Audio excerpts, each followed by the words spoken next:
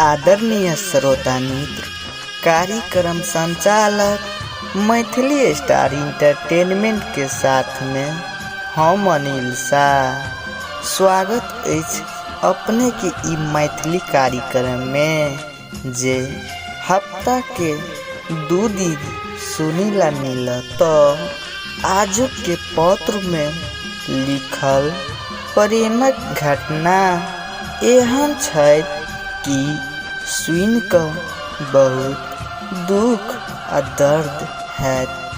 किनको सँ प्रेम एहिके लेल करै छी कि हमर जीवन बहुत खुश आ नीक सँ बीते, मुदा किछु जाइत पाइत धनिक गरीब के कारण सँ हमर अहाँके प्रेम पूरा नहीं होइए, अधूरा रह जाइए। मुदा उ प्रेम एहन प्रेम अछि जे अपन इच्छा अनुसार के प्रेमिका या एगो लड़की सँ भेल रहैए। मुदा ई समाज किनको दर्द आ दुख नहीं बुझत, कैलाकि ई समाज के उहे चीज पसंद या जे दुनिया के बहुत दुख कष्ट झेल पड़ैए, बस उहे चीज पसंद या। प्रेम के नाई कोनो पाप छै कि ई दुनिया उ प्रेमक शब्द के बहुत खराब नजर से देखैए आ एगो प्रेमी आ प्रेमिका के एक होय से दूर कर दैए आ दुनू गोटे के इस समाज में बहुत खराब नज़र से देखैए। तो आजू के पत्र लिख कऽ पठा कऽ साथ देने अछि सुरेंद्र कुमार महाराज जी, जे अपन प्रेम एनाक लिखने अछि कि हमर प्रेमक कहानी बहुत छोट य लेकिन बहुत दुख भरल य, कैलाकि हम एगो गरीब आ बहुत नॉर्मल परिवार से छी। जब हम 8 क्लास में पढ़त रही तो उहे समय एगो लड़की से प्रेम भ गेल, लेकिन हमरा ई था नहीं छल कि प्रेम केनाइ जतेक आसान छै तैसँ बहुत ज़्यादा ओकरा पूरा करनाइ होइ छै।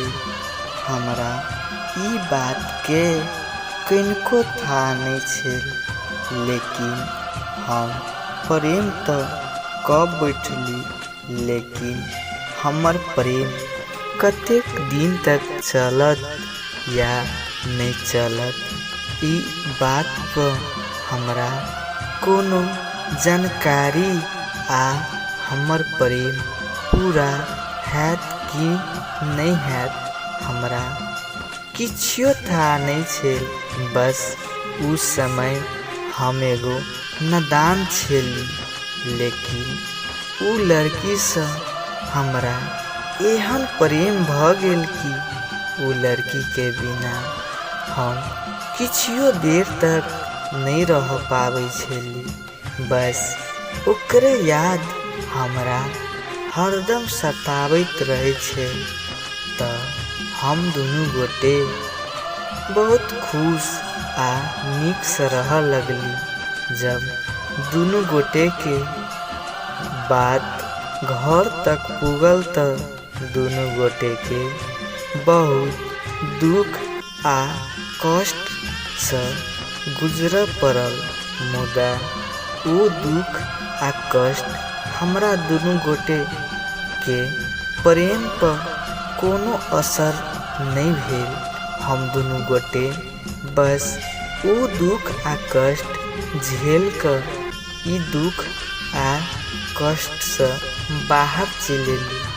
तब फिर से पहले ते जेका हम दोनों गोटे बहुत खुश आ नीक से रह लगली। मुदा ई बात के जब समाज में मालूम भेल तो हमर दुनू गोटे के बहुत दुख आ दर्द झेलला के बाद हम दुनू गोटे भाग गेली। मुदा भगलो पे ई समाज हमरा दुनू गोटे के खोज लेलक आ दुनू गोटे के अलग कर देलक। बस हम केना के जियब ओकरा बिना, किया नहीं बुझैया ई समाज, केना जियब हम प्लीज कहू न।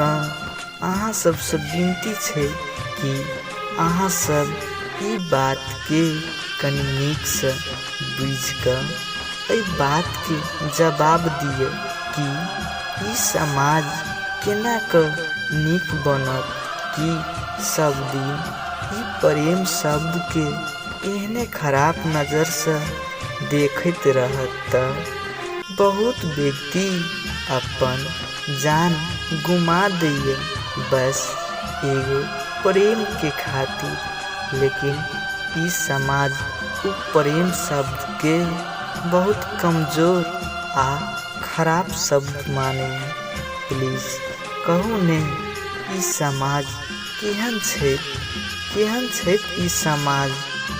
जाइत पाइत छुआछूत कते दिन तक झेलैत रहब, आखिर केना के ई समस्या हटत अपन समाज से। लेकिन उहे कारण से हमर दुनू के प्रेम अधूरा आ असफल भ गेल। हम इहे बात इस समाज से कहब कि जब किनको से प्रेम भ जाइए तो उनका दिन की होइत रहैया से एगो प्रेमी आ प्रेमिका मात्र बुझत और कोई नहीं बुझ सकैया। बस इस समाज में अहाँ जाकर किनको से पूछू कि प्रेम में धोखा खाइए तो की गुजरैया ओकरा पर, आखिर की गुजरैया एक बेर जाकर तो पूछू।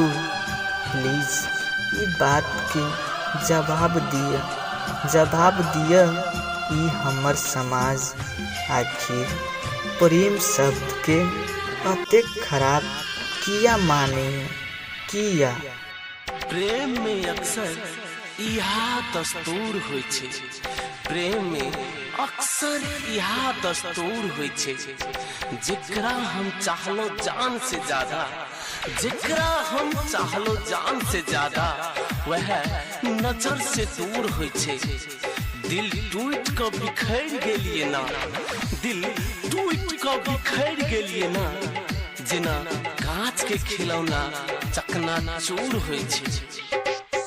चोरी चोरी तोहरा सा नैना मिले लियो, चुप चुप तोहरा सा प्यार जके लियो।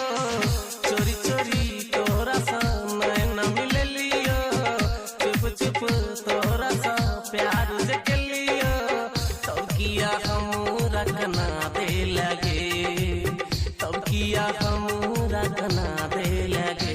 जन चतरी में जाकर भुला गे लगे, जन ससुरा में जाकर भुला गे लगे। चोरी चोरी तोहरा सा नैना मिले लियो, चुप चुप तोहरा सा प्यार जके लियो। तब किया हमरा कना दे लगे, तब किया हमरा कना दे लगे।